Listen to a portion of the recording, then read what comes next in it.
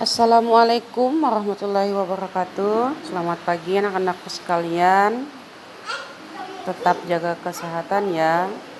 Hari ini kita akan belajar tema 4, subtema 2, pembelajaran 1. Sebelum kita memulai pelajaran, marilah bersama-sama kita berdoa. Sekarang siapkan buku kalian dan buka halaman 26. Pada pembelajaran 1, kita akan mempelajari mata pelajaran Bahasa Indonesia, IPA, dan IPS. Untuk halaman 26, 27, dan 28, silahkan kalian baca. Kita akan membahas sama-sama pertanyaan halaman 28. Dengan membaca teks kehidupan nelayan tradisional, kita dapat menyelesaikan pertanyaan di halaman 28. Yang pertama, apakah pendapatmu tentang sikap tokoh dalam cerita tersebut? Jawabannya, Pak Ilham sifatnya penyabar, percaya kekuasaan Tuhan, dan bersyukur. Adapun sifat anaknya penyabar juga. Dan yang kedua, apakah sikap tokoh tersebut sesuai dengan nilai-nilai dalam Pancasila? Iya, sifat tersebut sesuai dengan sila pertama Pancasila. Sedangkan yang ketiga, apakah yang diharapkan oleh Pak Ilham? Jawabannya, tidak ada sesuatu yang terjadi padanya ketika hujan datang di tengah laut. Pertanyaan yang keempat, mengapa Pak Ilham memiliki harapan tersebut? Jawabannya, karena memiliki seorang anak yang harus dibimbing. Sedangkan pertanyaan yang terakhir adalah, apa amanat yang terdapat dalam cerita di atas? Jawabannya, tetap berdoa, bersyukur dengan keadaan yang ada, dan bekerja lebih semangat untuk mencari rezeki. Selanjutnya buka halaman 30, kegiatan Ayo Belajar. Masih ingatkah kamu dengan jenis-jenis pekerjaan yang telah kita pelajari pada pelajaran sebelumnya?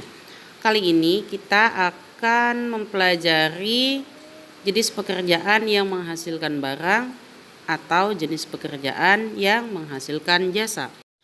Pekerjaan yang menghasilkan jasa itu karena tidak ada barang baru yang dibuat. Misalnya, seorang montir hanya memperbaiki barang yang sebelumnya sudah jadi, tetapi karena rusak, maka mobil atau sepeda tersebut harus diperbaiki. Kita akan membahas satu persatu mengenai beberapa jenis pekerjaan berikut ini. Yang pertama adalah tukang kayu. Tukang kayu adalah orang yang bekerja mengolah kayu menjadi barang yang dapat digunakan dalam kehidupan sehari-hari, seperti lemari, meja, kursi, maupun benda lain yang terbuat dari kayu. Jadi, tukang kayu menghasilkan barang. Jenis pekerjaan yang kedua adalah nelayan. Nelayan adalah orang yang sehari-hari bekerja menangkap ikan atau hewan lain yang ada di laut.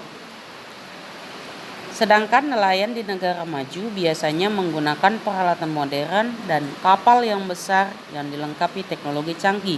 Hasil tangkapannya antara lain berbagai jenis ikan, udang, serta hewan laut lainnya, sehingga termasuk dalam pekerjaan yang menghasilkan barang.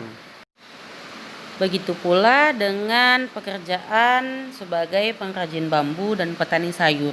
Kedua jenis pekerjaan ini menghasilkan barang, yaitu peralatan yang terbuat dari bambu dan juga sayuran berupa kangkung, bayam, kubis, dan lain sebagainya. Sedangkan guru menghasilkan jasa karena bekerja untuk mengajar, mendidik, dan membimbing siswa.